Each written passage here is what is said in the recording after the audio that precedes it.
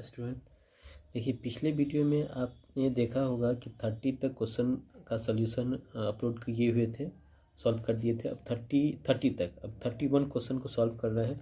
31 question देखिए क्या है। क्वेश्चन कर रहा है, दो समरूप त्रिभुज का क्षेत्रफल क्रमशः 9 centimetre square and 16 centimetre square है, तो इनकी संगत भुजाओं का अनुपात पूछ रहा है।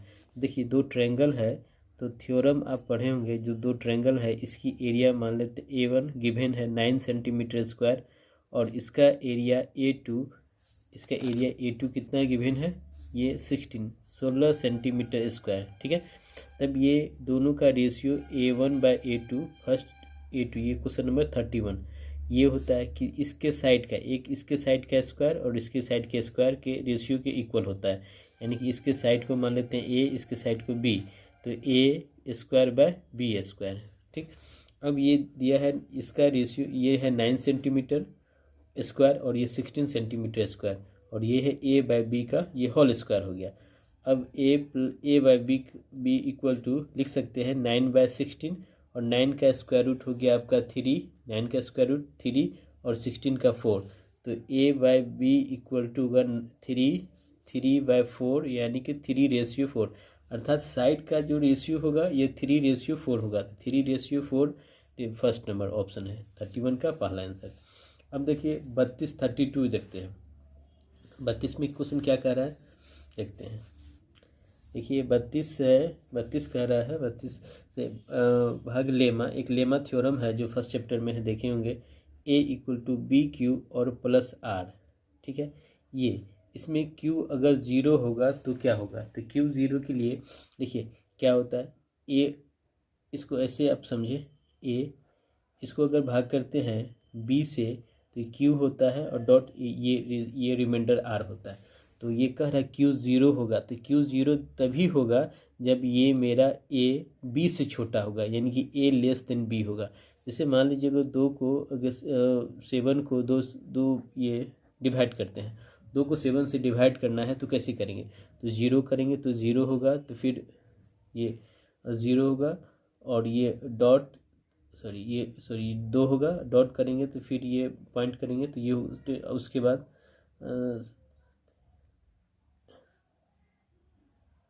2 14 6 इस तरह से हम करते हैं।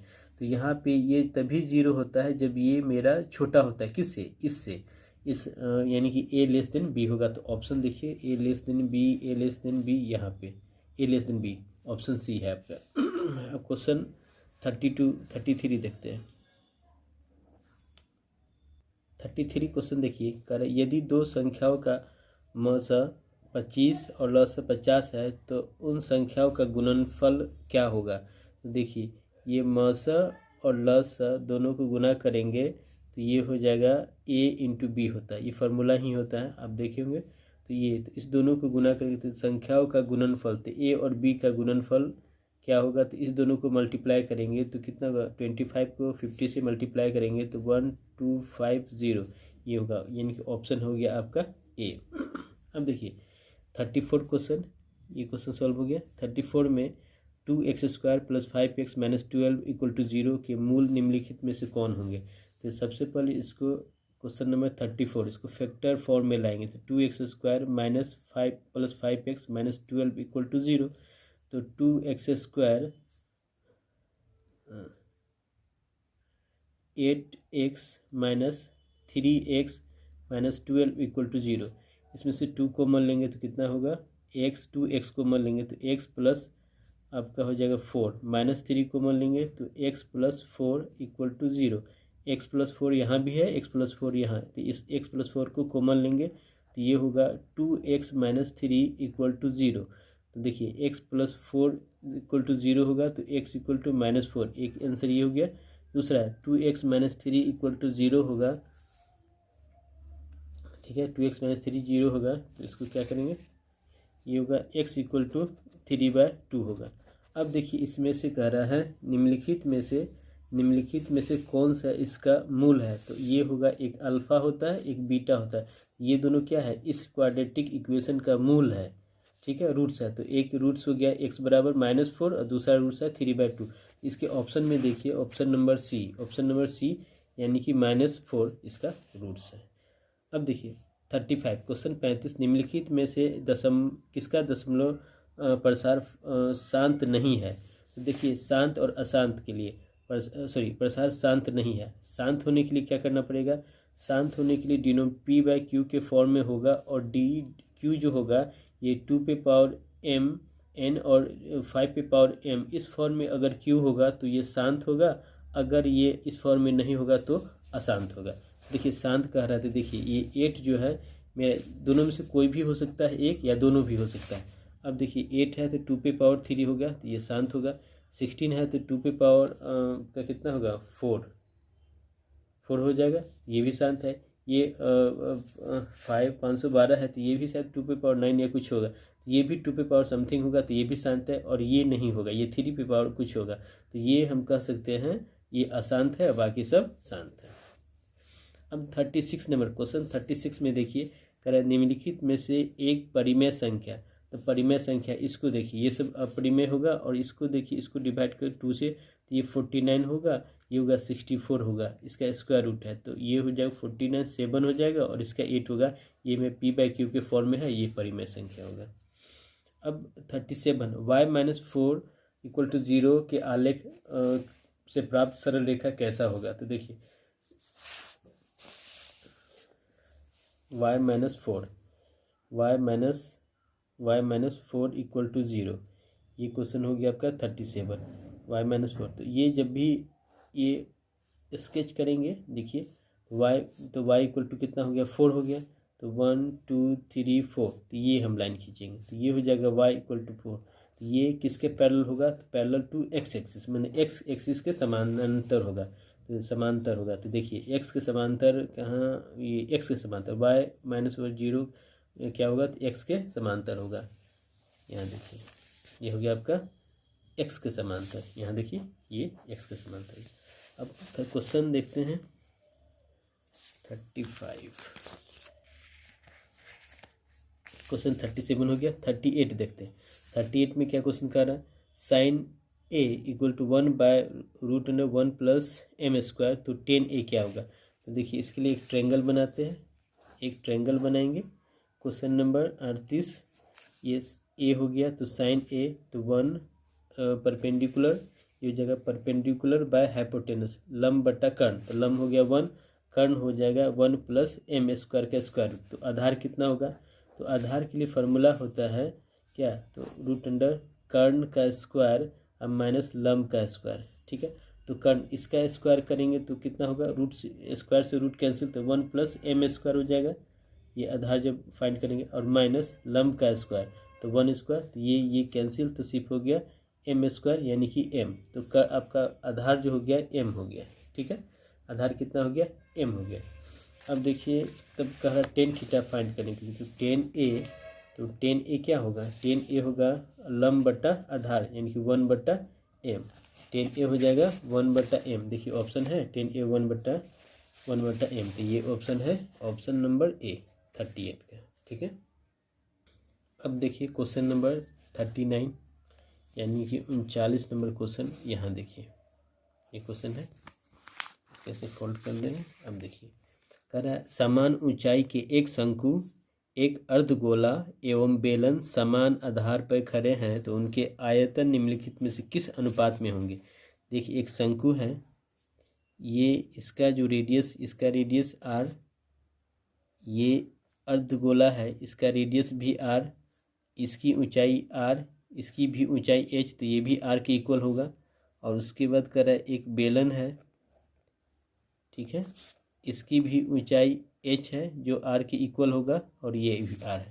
तब तीनों का आयतन क्या होगा, तो इसका आयतन v1 मानते हैं, तो शंकु का आयतन 1/3 πr²h। अब देखिए v2 अर्धगोले का आयतन, ये हो जाएगा 4/3 लिखें, अर्धगोला है तो 2/3 πr³। इसका बेलन का देखिए तो ये इसका आयतन होगा पाई, तो इस बेलन का आयतन v3 मानते हैं और इसका होता है πr²h। अब देखिए यहाँ h और r इक्वल है, कह रहा है इसकी ऊंचाई जो है ये ऊंचाई समान ऊंचाई की है, तो इसका ऊंचाई इसके इक्वल होगा और इसका ऊंचाई कितना है आर है, तो ये भी एच भी आर के इक्वल होगा और ये भी एच आर के इक्वल है, तो एच इक्वल टू आर। तो यहाँ देखिए ये 1/3 पाई, ये भी आर होगा तो होगा आर क्यूब होगा, ये V1 हो गया, V2 होगा 2/3 पाई आर क्यूब है, यहाँ V3 होगा पाई आर स्क्वायर और ये भी आर, तो ये आर क्यूब होगा। अब तीनों का रेशियो पूछा, तीनों का रेशियो क्या होगा, V1 ratio V2 ratio V3, तो ये हो जाएगा आपका 1/3 pi R cube ratio 2/3 pi R cube ratio pi R cube. अब ये पाई आर क्यूब तीनों कैंसिल, तो ये होगा 1/3 रेशियो 2/3 और रेशियो 1। अब तीनों का बेस, ये तीनों का जो डिनोमिनेटर है इक्वल होना चाहिए, तो कैंसिल कर देंगे 1/3 और ये 2/3 और रेशियो ये 3/3 लिखेंगे, तो ये बेस इक्वल हो गया, आपस में तीनों कैंसिल होगा, तो 1 रेशियो 2 रेशियो और 3 रेशियो। इस वॉल्यूम का आयतन का जो रेशियो होगा 1 रेशियो 2 रेशियो और 3 रेशियो होगा।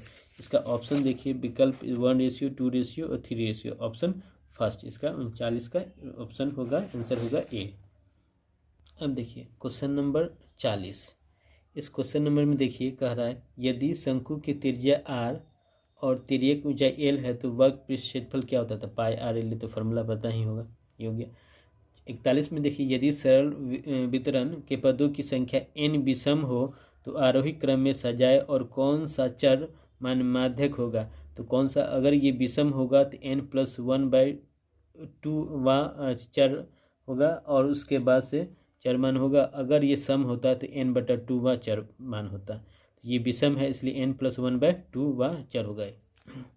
अब यहाँ देखिए 42 नंबर क्वेश्चन कह रहा है यदि किसी पहिए की त्रिज्या इतने हो, ठीक है, अगर ये किसी पहिए की त्रिज्या, क्वेश्चन नंबर 42, ये त्रिज्या r इक्वल टू 35/44 मीटर, तो उस चक्कर को लगाने में कितनी दूरी तय करेगा, तो इसको एक बार रोटेट करेंगे, यहाँ से एक बार रोटेट करेंगे, एक बार चक्कर लगाएगा तो ये यहाँ आएगा, अर्थात कितना आएगा ये 2πr, मान एक बार चक्कर लगाने में ये एक बार घूमेगा तो 2πr होगा, यानी कि परिधि होगा, तो 2πr एक चक्कर लगाने का जो दूरी होगा इतना, तो 2 हो गया पाई 22/7, r हो गया 35/44। अब देखिए ये कैंसिल होगा, 2 7 5 35, ये 2 कैंसिल, तो ये जगह 5 मीटर, यानी कि एक कितनी दूरी तय करेगा, तो 5 मीटर, इसका आंसर हो गया 1 नंबर 5 मीटर। अब 43 में देखिए एक का है ट्रायंगल ABC और ट्रायंगल DEF दोनों सिमिलर है, देखिए एक ट्रायंगल हो गया ABC 43 क्वेश्चन और एक हो जाएगा आपका DEF, एक होगा DEF, ये सिमिलर है, तो क्या कह सकते हैं, ये इसका BC आपका 4 सेंटीमीटर और EF आपका 5 सेंटीमीटर, ठीक। तब दोनों तो क्षेत्रफल, इसका क्षेत्रफल आपका गिवन है A1 क्षेत्रफल मान लेते हैं, तो ये है 80 सेंटीमीटर स्क्वायर और इसका क्षेत्रफल फाइंड करना है A2 बराबर वाट, तो दोनों का इसका रूल 1 दोनों सिमिलर है, तो A1/A2 और इसके साइड यानी कि BC² स्क्वायर, ये थ्योरम ही है, ये पढ़े भी होंगे आप लोग। अब ये दिया है 80, A2 फाइंड करना है और BC हो गया 4 का स्क्वायर और ये 5 का स्क्वायर, तो ये करेंगे 80/A2 और ये 16/25, तो A2 इक्वल टू इसको इससे मल्टीप्लाई किए तो 80 × 25 और बट्टा 16, 16×5 80, ये हो गया 125 सेंटीमीटर स्क्वायर इसका क्षेत्रफल होगा, देखिए है आंसर 125 सेंटीमीटर स्क्वायर, ठीक। अब क्वेश्चन नंबर 44 क्वेश्चन नंबर 44 देखिए कह रहा है एक समचतुर्भुज का विकर्ण, एक समचतुर्भुज आपका ऐसा है, ठीक है, और इसका विकर्ण जो है एक है 32 सेंटीमीटर और दूसरा है 24 सेंटीमीटर, और ये समलंब चतुर्भुज जो है समचतुर्भुज है एक दूसरे पे परपेंडिकुलर, तो उसका डायगोनल, ठीक। उसके बाद इसके बाद कर रहा है समचतुर्भुज शीर्ष लंब की लंबाई, ये इसकी लंबाई जो है h ये फाइंड करना है, तो देखिए एरिया वो ABCD, तो इसका एरिया जब निकालेंगे तो हो जाएगा 1/2 D1 × D2, मतलब दोनों विकर्ण के गुणनफल, तो 1/2 पहले विकर्ण कितना है 32, दूसरा विकर्ण है 24, इसको इससे कैंसिल हो गया तो 16 गुना 24 आप सेंटीमीटर स्क्वायर, ये हो गया इसका क्षेत्रफल। अब फिर दूसरा भी क्षेत्रफल निकाल सकते हैं, तो ये क्षेत्रफल निकालेंगे तो 1/2 आधार गुना ऊंचाई, तो आधार और गुने ऊंचाई, तो ऊंचाई हो गया आपका h, इसको h माने। अब हमको आधार निकालना है, तो आधार का मतलब क्या हो गया, इस सम चतुर्भुज का ये साइड हो गया, तो सम चतुर्भुज का साइड जब निकालेंगे, यानी कि सम चतुर्भुज की भुजा जब फाइंड करना है तो कैसे करेंगे, तो भुजा जब निकालना है तो देखिए ये पूरे डायगोनल जो है ये 32 है, ये 24 है, तो इसका आधा यहाँ से हो जाएगा 12, और ये 32 है तो ये हो जाएगा 16। अब ये एक राइट एंगल ट्रायंगल बनता है और ये हाइपोटेनस है, तो इसको जब भी निकालेंगे तो हाइपोटेनस निकालेंगे तो परपेंडिकुलर का स्क्वायर मतलब 16 का स्क्वायर, और प्लस ये हो जाएगा आपका 12 का स्क्वायर, यानी कि ये 12 का स्क्वायर, तो 16 का स्क्वायर प्लस 12 का स्क्वायर करना है। तो देखिए ये हो जाएगा आपका 256 प्लस 144, और ये करेंगे तो 400 होगा, और इसका स्क्वायर रूट हो गया 20। ये आपका बेस पता चल गया, इनके साइड हो गया, तो ये बेस हो गया इस ट्रायंगल के लिए, तो इसका 1/2 और बेस आधार हो गया 20, और ऊंचाई निकालना है h।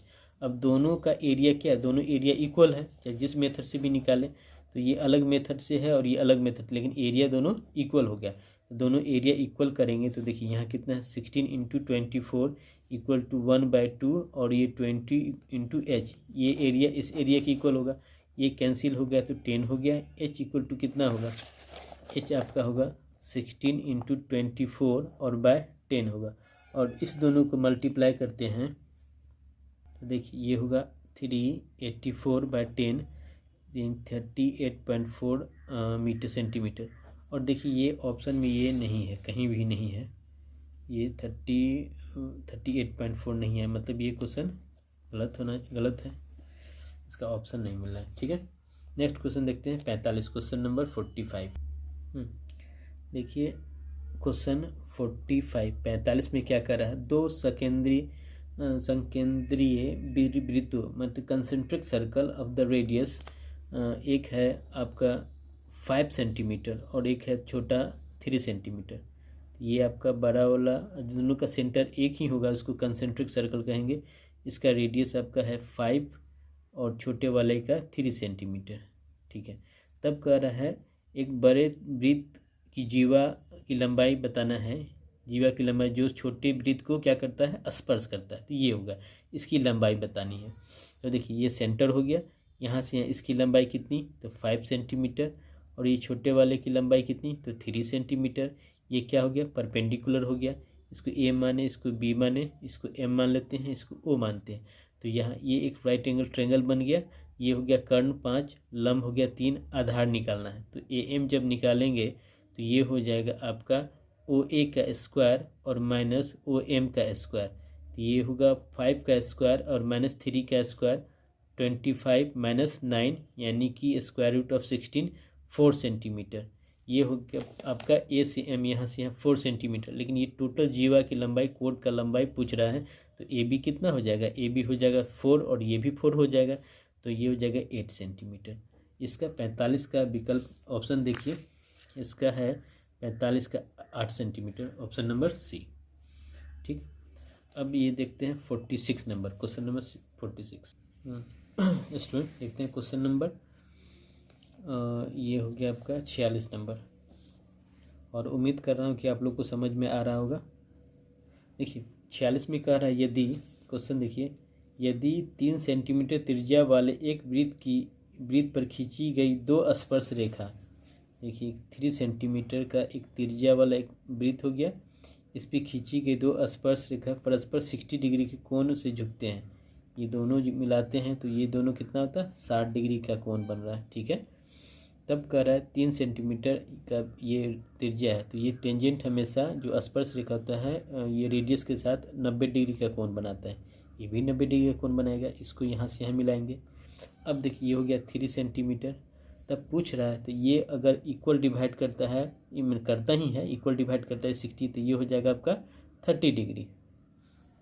तो ये ए बी और ओ और इसको बी माने, तब क्या फाइंड करना है, तो प्रत्येक स्पर्श रेखा की लंबाई, ये लंबाई ए पी की लंबाई आपको फाइंड करना है। तो देखिए एक राइट एंगल ट्रायंगल है, समकोण त्रिभुज है, जिसमें ये आधार हो गया, ये लंब हो गया, ये कर्ण हो गया।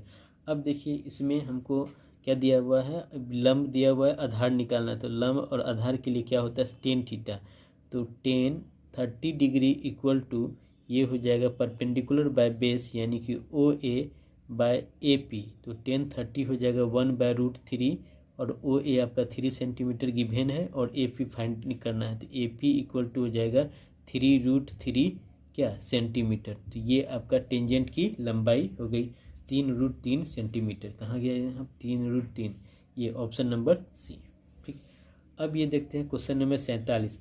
कह रहा है A equal to B Q plus R है, तो मौसा ए बी होगा, तो इसका आपका हो जाएगा, इसका मौसा ऑफ ये बी आर के इक्वल होता है, यहाँ बी आर होगा।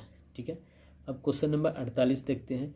कह रहा है इसको और इसको हल करेंगे, तो सिंपल है, आप लोग कर सकते हैं। इसको हल करेंगे तो ऑप्शन इसका ये डी आएगा आंसर। देखिए इसको कर दे रहे हैं, ये 48 नंबर क्वेश्चन। देखिए ये है आपका 2x + 3y = 11 और 2x - 4y = -24। अब इस दोनों को क्या किए, माइनस किए, तो ये प्लस होगा, ये भी प्लस होगा, ये कैंसिल हो गया। और ये जगह 7y, ये दोनों 8 हो गया, तो 35 हो गया, तो ये कैंसिल होगा, तो 5। तो y = 5, यानी कि y 5 हो गया। अगर y 5 है तो ये ऑप्शन से भी देखेंगे तो y 5 इसी का है, और बाकी किसी का y 5 नहीं है, तो यही होगा। अब पुट इन 1, अगर इस 1 में रखते हैं, इस इक्वेशन में y का वैल्यू 5 रखते हैं, तो देखिए 2x प्लस ये 5 दिया 15 बराबर 11। तो 2x बराबर कितना, -4। तो x बराबर हो जाएगा, x बराबर -2, यानी कि x - 2 y बराबर 5। कौन सा इसका आंसर होगा, तो आंसर नंबर डी ये हो गया। अब देखते हैं क्वेश्चन नंबर 49। कह रहे यदि x बराबर 1 समीकरण इतना और इतना कि दोनों का एक मूल है, मतलब दोनों का x का वैल्यू क्या है, x बराबर 1 भी है दोनों के लिए, तो क्या होगा तब पूछ रहा है, तो इसमें से कौन सा कथन सत्य है। तो एक इक्वेशन दिया है x² + x + p = 0, ये 49 क्वेश्चन है। इसका मूल है तो x बराबर 1 है, इसमें रखेंगे तो 1 + 1 + p बराबर 0। तो p बराबर कितना हो गया, -2, एक ये आ गया। दूसरा कह रहा है qx² + qx + 4 = 0। तो x का वैल्यू कितना रखना है, 1 रखना है। तो q + q और +4 बराबर 0 हो गया, तो 2q = -4। तो q हो जाएगा -2, q भी हो गया। अब देखिए p भी -2 और q भी -2, तो दोनों क्या हो सकता है, b क्या होगा, तो p = q, दोनों आपस में बराबर होंगे। ऑप्शन नंबर सी देखिए, सी हो गया। अब देखिए क्वेश्चन नंबर 50, निम्नलिखित में किसका मान सबसे कम होगा। अब देखिए sin 90 डिग्री का वैल्यू हो जाएगा 1, cos 90 1, tan 45 1, और cos 0 1, sin 90 1, tan 45 1, और cos 90 जो होता है ये 0 होता है। तो सबसे छोटा किसका वैल्यू हो गया, मान हो गया, तो ए नंबर cos 90 का। 51 1 + tan² theta = sec² theta, option B. अब देखिए इसमें ये cos 60 का वैल्यू कितना होगा, cos 60 हो जाएगा आपका 1/2, और cos 30 हो जाएगा √3/2, माइनस sin 60 हो जाएगा √3/2, और ये sin 30 1/2, तो ये हो जाएगा √3/4 माइनस √3/4, दोनों को घटाएं तो 0। इसमें से ये किसका है, तो 0 तो है नहीं, लेकिन लेस देन 0 1 से छोटा होगा तो 0 होगा, यही ऑप्शन नंबर सी होगा। अब यहाँ देखते हैं क्वेश्चन नंबर आपका, ये निम्नलिखित में से कौन सा अभाज्य संख्या है। तो ये भी अभाज्य है, डिविजिबल होगा, ये भी डिविजिबल, लेकिन ये नॉट डिविजिबल, तो ये अभाज्य हो गया। अब देखिए ये 54 में p/q के रूप में q के लिए क्या होना चाहिए। तो जब भी ये इस फॉर्म में जब लिखेंगे, तो ये q जब भी होगा तो 2⁵ यानी 2 के फॉर्म में होगा, 2⁵n और 5⁵m इस फॉर्म में होगा q का मान। तो देखिए ये भी है कहीं ना, ये भी, और ये भी है, और ये नहीं है, यानी कि ऑप्शन नंबर, अच्छा हाँ क्यूब का रूप होना चाहिए, तो ये है, ये नहीं है। यहाँ पे 2⁵0 हो गया, यानी कि किस फॉर्म में होना चाहिए। इसको अगर कन्वर्ट करेंगे, तो यही आएगा। यहाँ देखिए इसको, ये है 123.096, इसको अगर सॉल्व करते हैं तो 1000 होगा। तो 123.096 ये हो जाएगा 5 का स्क्वायर, इनकी ये हो जाएगा 25, और इसको कितना से मल्टीप्लाई करेंगे तो ये हो जाएगा आपको 2 पे पावर, यहाँ देखिए ये 3 और ये 3 होना चाहिए, तो ये हो जाएगा आपका 125 और ये होगा 8। इसको मल्टीप्लाई करेंगे तो 1000 होगा, लेकिन यहाँ पे ऑप्शन ये भी नहीं है, ये कहीं ना कहीं मिस्टेक है। यहाँ पे सिर्फ 0.96 होना चाहिए, तो नीचे होता 100 और 100 होता तो क्या लिख सकते थे 2 पे पावर 2 इंटू 5 स्क्वायर, 5 स्क्वायर 25 और 4 यानी कि ये 100 हो जाता है। ठीक है, लेकिन फिर भी ये ऑप्शन बी होगा। अब देखिए वृत्त की तिर्यकखंड की क्षेत्रफल क्या होगी जिसकी त्रिज्या इतनी है। तो वृत्त की तिर्यकखंड का फॉर्मूला आप लोग को पता है, क्या होता है वृत्त की तिर्यकखंड का फॉर्मूला, ये होगा आपका पाई आर स्क्वायर थीटा बटा 360 और -1/2 आर स्क्वायर साइन थीटा। ठीक है, ये फार्मूला होता है वृत्तखंड का तिर्यकखंड का क्षेत्रफल। ये तिर्यकखंड का क्षेत्रफल हुआ, और तिर्यकखंड है कि वृत्तखंड है, तिर्यकखंड है,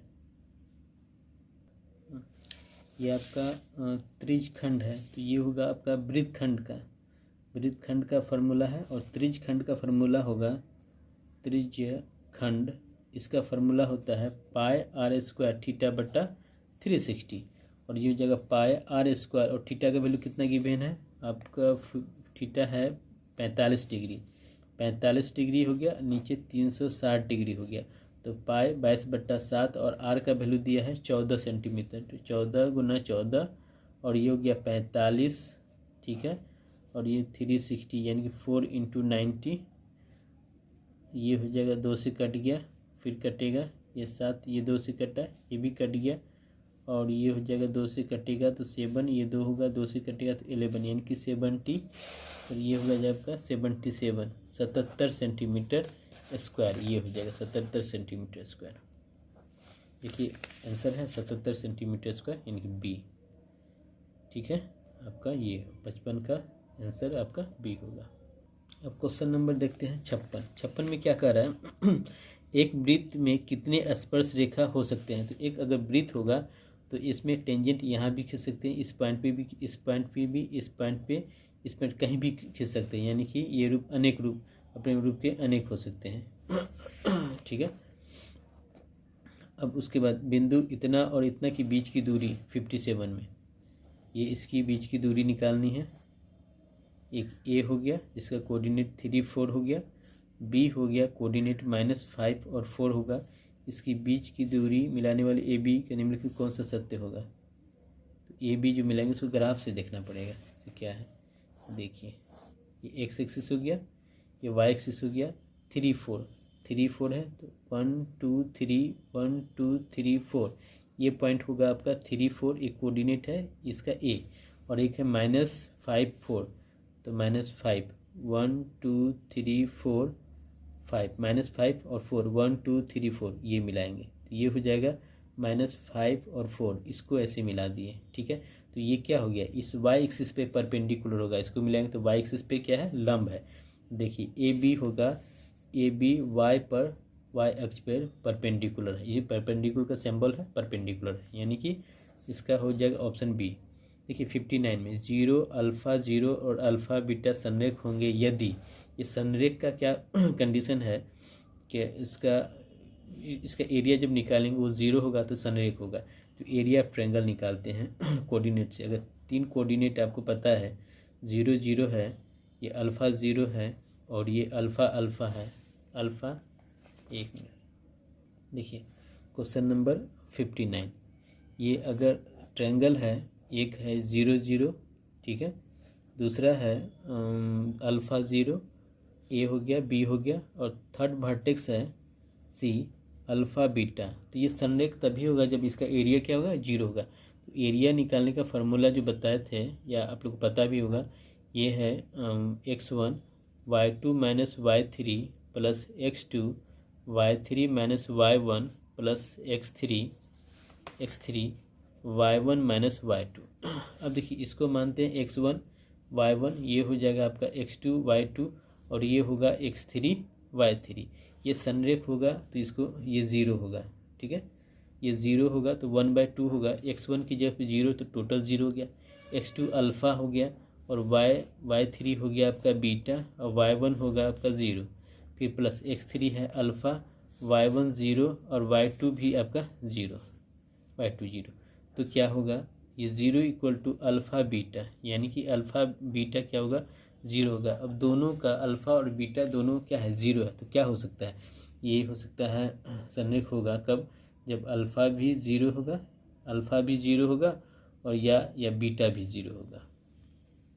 अब देखिए यहाँ पे alpha in beta equal to 0। अब कौन सा 0 होगा, अल्फ़ा भी 0 हो सकता है और बीटा भी 0 हो सकता है। अब इसके ग्राफ को हम देखते हैं। ये जो ग्राफ ऐसा है, ये एक्स एक्सिस होगा, ये वाई एक्सिस होगा, ये पॉइंट मेरा अल्फ़ा और बीटा होगा और ये ओरिजिन 0 0 है और अल्फ़ा 0 ये होगा। ठीक है, इस पॉइंट को मिलाएंगे तो ये होगा। और ये संरेख तभी होगा जब ये लाइन इस लाइन पे मिलेगा तो संरेख होगा। ये लाइन, ये जो लाइन है, ये पॉइंट अगर इस एक्सिस पे मिलेगा तो ये नीचे आएगा। नीचे आने के लिए बीटा का वैल्यू क्या होना चाहिए, 0 होगा, तब ये मेरा संरेख होगा। अब कहिएगा सर अल्फ़ा भी तो 0 ले सकते हैं, तो अल्फ़ा अगर 0 लेंगे तो ये 0 होगा, तो ये पॉइंट मेरा यहाँ आ जाएगा। तो यहाँ आ जाएगा तो हो जाएगा 0 और बीटा। तो एक पॉइंट यहाँ है, एक पॉइंट यहाँ है, एक पॉइंट ये है, तो तीनों ये संरेख नहीं हुआ। तो क्या होगा, बीटा इक्वल टू 0 होगा तभी मेरा संरेख होगा। तो इसमें ऑप्शन देखेंगे, ये ऑप्शन आपका है, कहाँ गया, ये ऑप्शन बी, यानी कि ये संरेख होगा। ठीक है।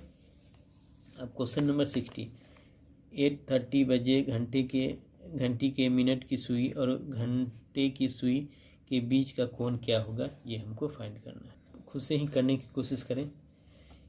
ठीक है, और ये छोटा क्वेश्चन है। अब देखिए ये टोटल ऑब्जेक्टिव का सॉल्व हो चुका है, फिर इसको आप खुद से बनाएंगे और इस टाइप का क्वेश्चन आप और भी सेट में होगा, उस सेट से बनाने की कोशिश करेंगे। उसके बाद नेक्स्ट वीडियो में इसका जो सब्जेक्टिव क्वेश्चन है उस क्वेश्चन को सॉल्व करेंगे। ये सब्जेक्टिव देख रहे हैं और आप लोग बनाएंगे क्वेश्चन। उसके बाद करेंगे क्या, आप लोग का एग्ज़ाम अभी है, 1 महीना लगभग है, 1 महीना नहीं 20-25 दिन है। इसमें करना क्या, जो भी प्रीवियस ईयर में क्वेश्चन पूछा गया है या जो भी इम्पोर्टेंट क्वेश्चन है जो सजेस्ट करेंगे, जो सजेशन बनाएंगे, सो इस बार 2021 में क्या क्या पूछेगा, क्या क्या पूछने की संभावना है, क्या क्या पूछने की संभावना है, उस क्वेश्चन को एक उस चैप्टर वाइज को वीडियो बनाकर हम अपलोड करेंगे। जैसे अब शुरू से रियल नंबर हो गया, पॉलिनोमियल हो गया, जो भी होगा, मतलब एक दिन में 2 या 3 चैप्टर का वीडियो अपलोड करेंगे। 10 से 15 दिन में इसको एक तरह का क्रैश कोर्स ही समझिए समाप्त करेंगे। आप लोग जरूर इस वीडियो को देखेंगे, ये सारे वीडियो को, तब लगे कहीं ना कहीं और अच्छे से एग्ज़ाम आप लोग की तैयारी होगी और अच्छे से एग्ज़ाम की तैयारी हो सकती है। ठीक है, और मेरे चैनल को आप लाइक करें, सब्सक्राइब